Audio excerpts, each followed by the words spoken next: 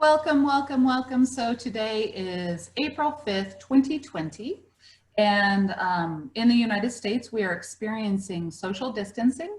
However, that does not prevent us from connecting with you. And we will continue to do this. If you want us to do it more often, just let us know and we will discuss that. But anyway, I wanted to say, Alanna and I are so excited that you're watching this video with us today, and let's go ahead and set sacred space. So, hail to thee day. Hail the day's sons. Hail night. And daughter of night. Look upon us with blithe eyes. Send to those gathered here speed. Hail to the gods. Hail goddesses. Hail to earth, which giveth to all. Goodly spells and speech be speakly from thee, and healing hands in this life. Awesome, awesome, awesome. So Alanna and I have been talking, and at this point we are in a pandemic, and the World Health Organization has talked about that. And we wanted to kind of come together and keep our communication going. Even though we cannot communicate in person, that does not mean that we cannot communicate emotionally, mentally, and spiritually. So we're going to keep these going. And so tonight we're going to be talking about mindfulness, and we're going to be talking about collective mindfulness.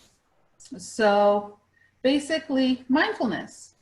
Alanna, what is mindfulness? Mindfulness is making sure that you are staying in the moment when it's important and really focusing on what is important in that moment. So for a lot of people, especially anybody who is trying to work from home, but they have kids, they have pets, they have a lot of other things going on, it's very important for them to be very mindful of the task at hand. And yes, the kid might be saying, Mom, I can't find my toy. You need to help me find my toy. But in the child's head, that is the most important thing. But in reality, you need to be focused on your task. You need to stay focused on that meeting and do what it takes to do that. So it's very important that we maintain an understanding of what is important in the here and now. And at this point, the immediate future as well, we need to be mindful of that. Because mindfulness isn't just about only now, it's about not looking too far into the future or too far into the past, but keeping an eye on the times and kind of saying, okay, what is important now? It's the problem that we saw with the people who panic bought at the beginning of this, was they just weren't practicing mindfulness, and so they ended up buying way more than they needed, which then caused other people who needed those things to not be able to find them. And they were being not only not mindful of themselves and their finances and how much they needed, they were also not being mindful of other people around them in the collective. And that's the biggest thing right now, is being mindful of the collective. Absolutely. So what I would like to add to that is that mindfulness is a different type of meditation. So what we have is sometimes we meditate and we decide, hey, let's remove all thought. And that's really difficult for people in this day and age to be able to remove all thought, because we're getting inundated by this, we're getting by a lot of things. And so mindfulness is actually the ability not to be removed from thought. From my understanding, mindfulness is the ability to, like what Alanna said, be in the moment and experience all that that moment holds. And over the past couple of decades, we've really been able to look into mindfulness and the benefits of mindfulness on more of a broad scale. This mindfulness meditation and practice has been going on for, I don't know how long, maybe Alanna knows, but the thing is, thousands of years. Thousands of years, exactly. And so what we're looking at is it's kind of come to the Western culture within the last few decades. And it's really been helpful to reduce stress, to increase focus and concentration, overall health physically, mentally, emotionally, spiritually. So Alanna, talk to us about how mindfulness can assist us. Mindfulness can assist us in being able to calm down. It's really helpful for people who have panic attacks because one technique of mindfulness is mindful breathing. And so getting a specific cadence going, some people really like to breathe in for 4, hold for 4, let out for 4. I personally, when I'm doing mindful breathing, especially if I'm trying to like calm myself down, I just take very deliberate breaths in and very deliberate breaths out without holding anything in between, because some people can kind of be like, oh no, now I messed up my count and now I'm panicking because I messed up my count. And so it's just about and taking those moments of kind of reassessing the situation. And it can also aid in de-escalation of an argument, of an argumentative situation. It's really good for making healthier choices when we are kind of rushing around being like, oh yeah, I need a snack. And maybe we can take that moment to stop and be like, I think I'm gonna grab the banana instead of the candy today. And little things like that, because so many people don't even realize how much their food choices are not mindful because they're just in a hurry, so they just grab the first thing that's convenient instead of taking that time to be like, I should probably get the thing that I'm not going to have the sugar crash 2 hours after eating it so I can still be productive throughout the day. Absolutely. You know, I had read some statistics that says that our mind wanders about 40% of the time. Mm-hmm. And I'm not suggesting that that's right or wrong. I am simply saying that that is fact. And it's kind of like supporting what Alanna is saying with, hey, I need comfort, I'm going to go for candy. But if you're mindful, you'll be like, oh, maybe I don't need that candy. You know, and I love the fact about the breathing and threefold breath.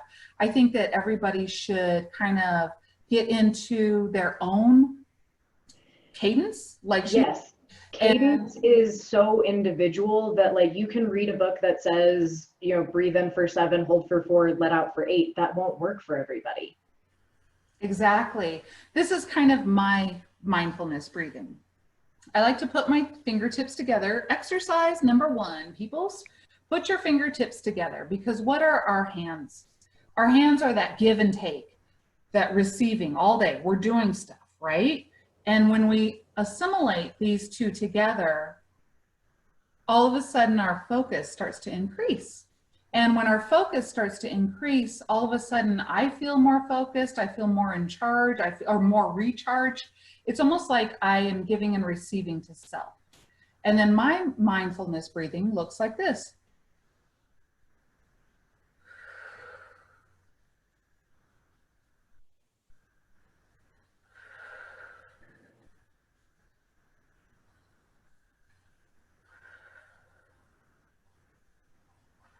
Alanna, what does your mindfulness breathing look like? It's actually very similar to that.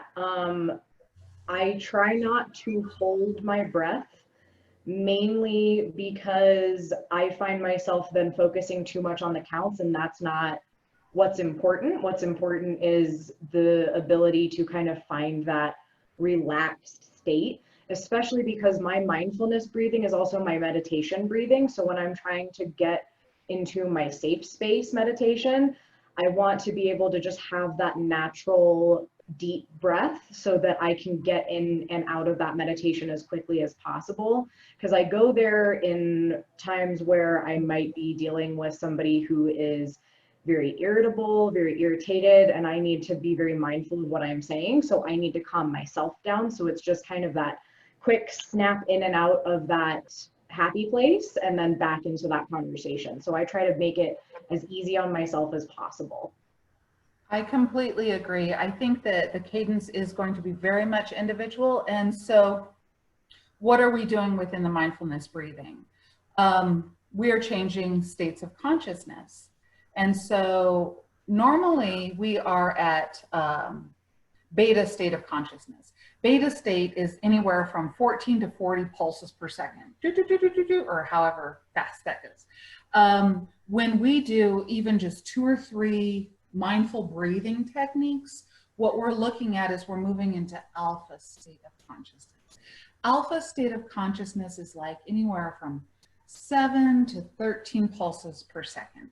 It feels slower, but we're able to focus and concentrate more. We're actually able to learn quicker. We're able to experience the world around us as it is now. We're able to return to the thought.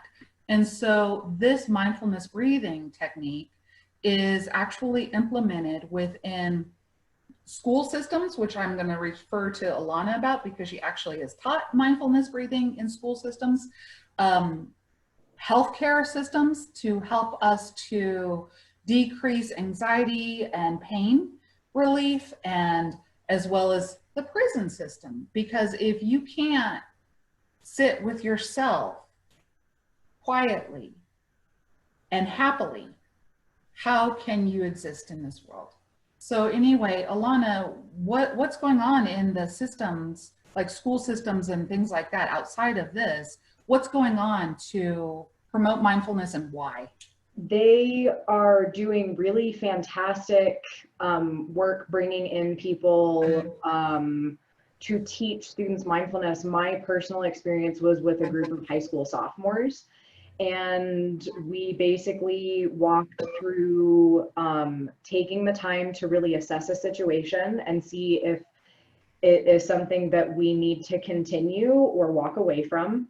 Relationships that could be toxic, and understanding that just because a relationship with a person is toxic doesn't mean that person is toxic.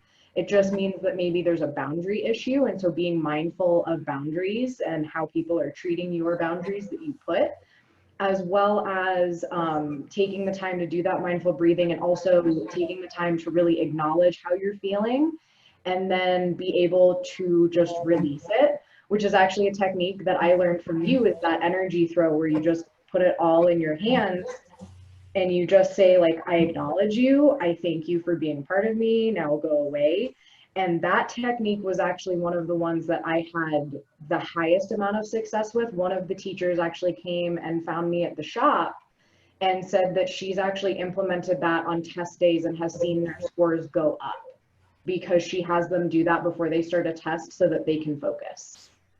So I would like to be able to walk us through that technique. It basically is like, what are you tense about right now? Is it a relationship? Is it a test? What is it?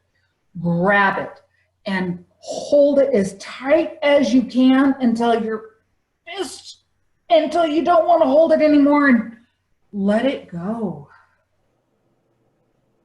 Somatic experience, basically emotions, mental, spiritual, mental, and emotional, they're all going to be housed within the physical body.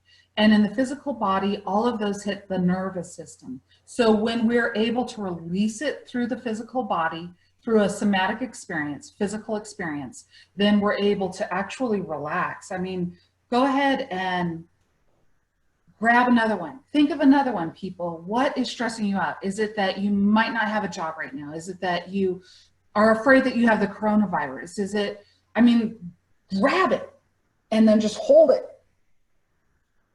And when you're ready, let it go. How do you feel?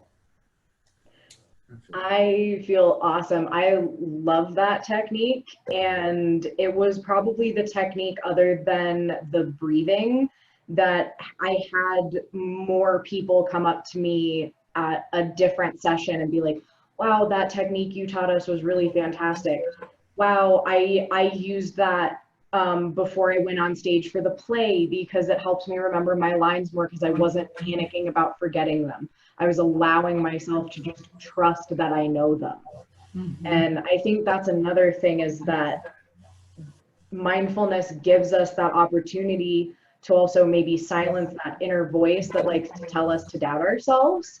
And that's another thing that I use when that voice starts coming in. I can just go, thank you, I acknowledge you, go away. And it really helps get back into the, no, I do know what I'm doing. I'm not panicking about this anymore. Absolutely. I think that another thing that I wanted to bring up about mindfulness is that there was a monk who, as a child, had panic attacks. And I think that a lot of people in this community might experience some sort of anxiety and or panic attack because we are more aware, more conscious, and that type of a thing. So one of the things is that his father said to him, breathe. So now we're back to this. And we're back to that threefold breath that Alanna was talking about. And the mindfulness around this is, like she said, not about the count. It's about feeling the expansion when you inhale. What that feels like when you hold, and then that release. And to do that a few times actually helped this monk to understand mindfulness. And he became a guru with mindfulness, right? And so scientists were all impressed about him. And at age 41, they put him under a study. And physically, they did some tests, and his brain was behaving like a 33-year-old brain, even though he was 41. So it actually has physical manifestations and emotional manifestations and mental manifestations and physical manifestations. And so at this point, I got my little notes here. You know, I think that when I was, I don't know, I was in high school, maybe 15 years old, okay? And I didn't study for a test. Granddaughter Crow, what? You didn't study for a test? No, I didn't study for a test. The test was one of, I don't know, 6 to 8 classes that I had that day. And I was like, maybe it was like the 5th class. I was scared, that emotion, that gripping in the stomach, I can't breathe, scared. And for the whole day until that test came about, which I already knew that I wouldn't study for. And so I was allowing that experience to, I was going to say trump, but I'm not going to, but dominate my whole day. And then all of a sudden the thought appeared to me, this class is only 45 minutes. This class is only 50 minutes. Why am I allowing, out of the 24 hours of my experience, to obsess about this 50 minutes when there's nothing that I can do about it? And so I began to let it go. I experienced the tension within that 50 minutes. I don't even remember what I got on that test, probably failed it, I don't know. But at the end of I passed, I'll pretend, I passed. But at the end of the time, I think that was my first experience with mindfulness. I didn't want that 50-minute period to take up my 24 hours. And so it's really being in the moment and experiencing what we're experiencing and befriending our feelings around this. So the monk still experienced panic, but he didn't experience it in a fearful way. All of a sudden, he experienced it as a motivator, and he befriended it. And whenever he would kind of feel this adrenaline, he would utilize that energy to motivate him through the day. So it's kind of like not running away from the experience. It's about embracing it and reorganizing the meaning of it. So what do you think, Alanna? I would completely agree with that. It's one thing that I also have found very helpful is being mindful about how you are personally assessing a situation. And so the way that I have gotten around, like, I have a form of stage fright where I am willing to go on stage and perform in front of people, but I black out while I'm on stage. Like I have zero memory of what I did while performing. And so when people are like, you were amazing, I'm like, cool, I'll take your word for it. And one of the ways that I have kind of slowly been able to not black out on stage is when I am waiting in the wings to go on and I feel that nervousness rise, I start saying, I'm not nervous, I'm excited.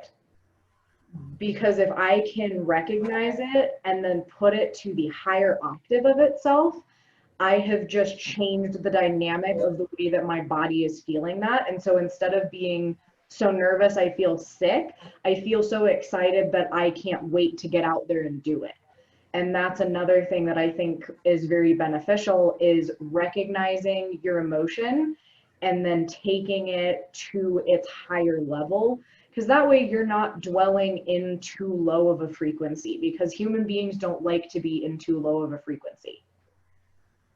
I absolutely agree. I think that one time I heard that our brains are meaning machines, meaning machines. So we experience phenomenon, right? That's all. We're experiencing phenomenon, and then our brain will start putting this meaning, an equation around it. This means this. If I feel this feeling in my stomach, that means that. And with mindfulness, you can actually change that to feel like what Alanna was saying, motivated. And so it's about being mindful enough to sit and listen to where your thoughts are, how you are constructing this impression, this experience, this phenomenon that you're receiving. What story are you wrapping around it? Because I can feel that impression and wrap a different story around it if I am fed and I have enough sleep and all of that. If I have that same impression and I am hungry and I am tired and I am sick, I am going to wrap a totally different story around it. And so mindfulness kind of shows us that that's what we're doing. And so I think that this is, well, we become what we think. That's the Buddha. Thoughts are things. Mm-hmm. What you practice gets stronger. What you practice gets stronger. Energy flows where consciousness goes. All of these are very esoteric, and you can pause it right here and go, what? And rewind if you want to. But basically, we become what we think. Thoughts are things. What we practice grows stronger, and energy flows where consciousness goes. And if you could recognize that, truly, deeply understand that, then you would be able to navigate within this mystery void, AKA unknown, AKA undefined, present situation that we're sitting in the United States, in the globe, on April 5th, 2020. We're in the mystery void. We still have not been able to contain what it is that this pandemic is about, and we don't know where it's headed, because there's two parts to it. There's the pandemic itself, and there is our understanding of the pandemic. Well, we're lacking in our understanding of the pandemic.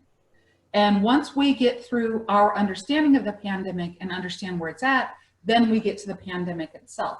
Until we do that, we are in this place called the mystery void. So how do we navigate individually, micro, and collectively, macro, in this mystery void? Mindfulness. So Alanna, I guess I'll pose the question to you. We have an individual conscious state and we have a collective conscious state. How can we be mindful collectively at this time? I think the key is recognizing that we are only as isolated as we choose to be. I have had a lot of phone calls at the store of people who are disappointed they can't come in and talk to somebody, and they're like, well, how can I think collectively when I'm alone in my apartment? reach out to people and see how they're feeling, because for every emotion you're having, somebody else is also having that emotion. There are always going to be people that are isolated and don't think that they can reach out. That's not the case. If you are needing to talk to somebody, pick up your phone, call a friend, text a friend, shoot them a Facebook message. Just kind of reach out and not only check in for your own sake, but check in for theirs. Because I personally know that I am somebody who I come off as very strong and independent and like, oh, I don't need people to check in on me. But there are people who they've been like, hey, how are you doing right now? And I can honestly say right now, I'm doing very well. I'm fortunate enough to still be employed. I have my boyfriend that I'm staying with. I have a lot of wonderful things going on for me, but I also still have that fear. I have people in my family who are in that much higher risk factor for having serious complications if they were to come down with COVID-19. But at the same time, when I get nervous about it, I just check in with them. I'll call my dad. I'll be like, "Hey, how are you and mom doing? Are you guys good on supplies? Do you need anything? What's going on with your work? Are you able to work from home? How many people are you being exposed to?" And that not only gives them comfort because they have been reached out to, but it gives me comfort because I've talked to them and I know where they're at. And that is a way of being mindful for the collective as well as the individual. And so I like that because it's two birds with one stone essentially. I love it. So what I'd like to say is that, oops, I touched my face. I have my nose has been itchy all day and I just feel awful, but it's just right on the side. I know, I know. So nevertheless, just giving a little entertainment. So English is a lot different than Navajo. And so in the English way, the psyche, the collective, oh, actually, let me back up. Psyche in English tends to be a very individual, separate thing. In the English language, we view the word psyche as I have a psyche, you have a psyche, they're different. If my psyche is out of balance, I need to go to a psychologist, a psychic, a psychoanalyst, and we take it very personally. We're very separate within the English language. Within the Navajo speak, the word psyche, the etymology, going back and breaking down that word actually goes back to the Greek into Latin, and it means breath. So again, threefold breath. But so the way that the word psyche is seen within the Navajo language actually is us moving in this thing together, as though we are fish, individual, but we are moving through the ocean, the psyche, together. And so I'd like to bring that up because if we collectively think about ourselves as individual, this message means something different. If we see ourselves as a school of fish or fish in the ocean of something that is greater than ourselves, that if Alanna makes a move, then I will feel it, and we're able to connect in that way, I'm inviting you to shift perspective just a little bit, which then means if I am mindful for 3 minutes in the morning, 3 minutes at noon, 3 minutes in the evening, I'm moving this wave into the psyche, the collective of being mindful. If I breathe and speak the words peace or whatever it is that I'm experiencing, then it kind of moves into the psyche. And so there's a lot of exercises that we can do, such as lighting a candle, and I guess Reiki would be like, move it out in the world. I'm just kind of like, if I hold the energy, it's kind of making that imprint. So what do you think about that, Alanna? I completely agree with that. One thing that we've all kind of been doing at the store recently is every time it's 11:11, we all just kind of put our hands up and we just send positive energy out, because we know there are people that really, really need it right now. There are people who are having panic attacks and they don't know how to reach out. They feel uncomfortable reaching out for whatever reason, but they need something. And so we're just kind of just sending that energy out. I have been personally doing a little bit of work here and there when I get the chance to send that energy to Mother Nature. And a lot of people have been asking, well, how can I bring healing up from Mother Nature? And what I have actually been doing is pulling Mother Nature up into my energy and healing my energy while also healing Mother Nature, and then sending it all back down. Because I think that if we just collectively take and take and take, that's not going to be good. But if we can take and then give back, we're not only helping ourselves, but we're helping the earth, which will help everybody else as well. So take us through, for the audience, take us through what does that look like when you draw up, and what does that look like? How do you do that? So typically what that looks like is that I will put my feet preferably bare, although here in Colorado we did get snow recently, so was not going barefoot in that. But I put my feet really solidly on the ground and I just focus on my feet, and I will imagine like the grass growing up into my feet and kind of becoming a part of me, and just surrounding myself in like a green healing light. And then I personally have been saying something along the lines of, the earth is my mother, the earth is me. The earth is my mother, the earth is me. I don't remember what I've been saying. That's really upsetting. Come on, brain.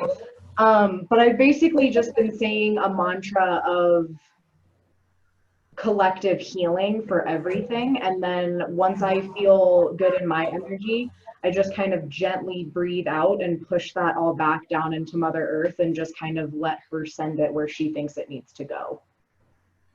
Absolutely love it. And I think that, you know, individually we can make up our own mantras and everything. Another good mantra to do is to think about yourself as a tree and feel your roots in Mother Earth. Feel, is it cold? Is it warm? Be mindful with this. It's like, if I were a tree right now, I'm feeling a coolness within the earth, because like Alanna said, it snowed a couple times and whatnot. But I also feel like these jewels and these diamonds and these beautiful stones, and I feel a little bit of water and everything. And I draw up that energy because it's springtime and we're budding. And when a tree is in the winter, all the sap goes to the roots and it just kind of stores there. But now that the warmth of the earth is getting stronger, then that sap begins to come up and I start feeling that life force within me. And then I kind of extend it out into what she's talking about and connecting with it, like she said, connecting with it as though it's you, because it is. And we might go into that in another thing, but we are all connected. There is, in the Norse, we call it the web of Wyrd, W-Y-R-D. This is our interconnectivity. You are not alone. I am so sorry if you are an extrovert and your physical body of existence has not been able to be in contact with another physical body. But we also have the emotional body, we have the mental body, and we have the spiritual body, and we still can connect in these three. And that's why Alanna and I are doing this. So collectively, I think we should join Alanna and the beautiful goddesses at Goddess Isis Books at 11:11, be it AM or PM, breathe, do this, put your fingers together, do a few 3-fold breaths, and then speak what it is that you want to send out into the atmosphere, into the psyche. And I'm gonna start doing it. I'll set my alarm for 11:11, not at night because I'll be asleep, but in the morning, and I will join you. And we're doing this mountain time, but I have no problem if you're watching this from another time zone to keep this going throughout all the time zones. I think that this is a beautiful way to honor the collective psyche. I once heard that they did a study and they brought all these monks together and they brought them up to Washington, D.C. And these monks meditated. And I don't remember all the specifics of the story, but crime rates fell. And right now in the mystery void, and I want to get Alanna's take a little bit more about that mystery void, but right now in this mystery void, it's kind of that time of we get to manifest. So be careful what you think. Be careful where you're at, because we can manifest that fear and we can manifest a beautiful future. I know a lot of you out there have been coming to both Alanna and I over the past 2 or 3 years and saying things like, something's coming. I don't know if it's war or Armageddon or what, but something is coming. Do you feel it? And we're like, yeah, we feel it. And then the next thing that we say is, well, what? And they say, well, I think that it's going to be hard, but I think that it's going to rebalance us with Mother Earth. And now we're able to open the present. This is what's here. So I think that COVID-19 is actually rebalancing our relationship with each other as well as Mother Earth. And I want to hear a little bit, because we're in this mystery void, I want to toss it back at Alanna and have her talk about not just the mystery void, but how we create within the mystery void and where to put your mindfulness, as well as what is COVID-19 doing for our rebalance. Yeah, so one of the really cool things about the mystery void is scientifically, it's very much that quantum mechanics, string theory. We're not sure how it works, but that metaphysical law of attraction of like what you think comes back at you has actually, over the course of the past couple of years in quantum mechanics, they've actually been showing that is true. People who are doing money manifestation, they might get a check in the mail that they weren't expecting, 3 days after they start that, but that check had to be in the mail before they started doing that manifesting, because time isn't linear as we think it is. Our brains, because we have to associate meaning to things and we like to have things in nice little boxes in our brains, we see it as linear, but it's really not. And so they're finding that, what you speak and what you do constantly over and over and over again will reverse and come back to you eventually, like a ripple effect. And so for all of the people that are experiencing constant fear, switch up that vibration. Think about, yeah, it sucks that I'm at home by myself, but I have time to read that book I have been wanting to read. I have time to learn how to cook more things. I have time to take up that hobby that I bought all that stuff for and never got around to a few months ago. And it's very much about moving through this with that more positive attitude. That's not to say that you're not allowed to feel those lower vibrations and those not so great feelings. You have to, because if you don't, you're missing one whole side of the equation. But it's all about staying in that balance, which we have been unbalanced for so long. So getting back and kind of weighing the pros and cons, and they shouldn't outweigh each other. They should be equal, because that is what this is. This isn't about, should I do this? Should I not? Let me weigh the pros and cons. It's okay. Here's the good stuff. Here's the bad stuff. oh, there's equilibrium there. And I think the other thing about this mystery void right now is it doesn't seem like it, but it really is a gift because it's making people slow down and really kind of assess what's happening. Am I happy where I am? Do I feel safe? Do I feel comfortable? Who are the people around me that are actually looking out for me, that are actually supporting me? I got laid off, but hey, I was kind of thinking I was going to quit that job anyway. This might be a great time to refine that resume and get the resume out there. This could be a really good time to reconnect at home with family. So many people work so many hours so hard. They don't really have time to make a really good home cooked meal and sit down and just say, hey, how was your day? And it's a really good time to kind of take these lovely monstrosities and just put them away Yes. and really focus on doing something together. Do a puzzle, play a board game, watch a movie, read a book together even. And I think that's the real beauty of it, is as long as we are manifesting what we want to see, it's going to go great. We just have to make sure that we're manifesting the future that we want. We can't fall into that trap of fear. We have to move forward in that place of hope. It's like, it's, you know, plan for the worst, hope for the best, and take what's in the middle. That's the key. That's really, really the key component of it. And I think that unfortunately, right now, we have people that are on either end of the spectrum and not a lot of people in that middle. I couldn't agree more. And I'm actually, I couldn't agree more, Alanna. I couldn't agree more. Is there anything else that you want to say before we wrap up this video, or what direction do you want to go?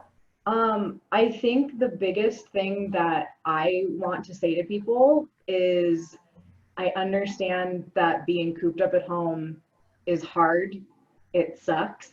And you want to be able to go out and do things. If you are going to take your dog on a walk or bike ride or anything like that, please, please, please practice social distancing. Stay 6 feet away from people who are not in your household. Please wear a mask. There are very easy no-sew tutorials out there. And most of all, the more we comply with this and the faster we comply with all of this, the sooner we can all get back out there. All of these stores can reopen and people can start getting back to normalcy. But until we sit down and say, yes, mom, I will do the dishes, instead of having a 45-minute argument and then still having to do the dishes, it will go so much faster. So please, please, please stay safe and stay healthy, and just be mindful of your well-being as well as the well-being of people around you, because you never know who this could affect. Absolutely. And I would like to say that my heart, me and Alanna, our hearts go out to anybody who has experienced this in a very traumatic way. We are here. I'm www.Granddaughter Crow. I'm doing phone readings. I'm doing classes. Where are you at, Alanna? For I am Salem's House on WordPress, and I am also at Isis Books and Gifts. And so the storefront for Isis is currently closed, but we're doing mail order and phone orders for curbside pickup. So we are there 7 days a week, and we are trying our best to just make sure that everybody has what they need. Absolutely. And my prayer also just wants to go out to, and thankfulness and gratitude for the first responders. May you get all of the equipment that you need. And I also want to pray for the leaders of the local and federal and world governments to be able to have courage and clarity. Yes. So, we'll see how often Alanna and I decide to come back at you. If you do like this, go ahead and like the video. Please comment at the end, subscribe if you wish, and love you guys.